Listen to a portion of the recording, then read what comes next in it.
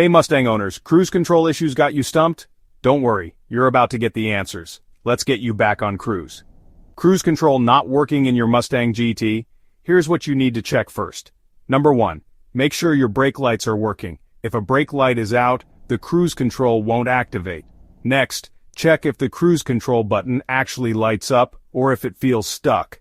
Sometimes, a simple cleaning can help. Another quick check. Is your clutch pedal fully released?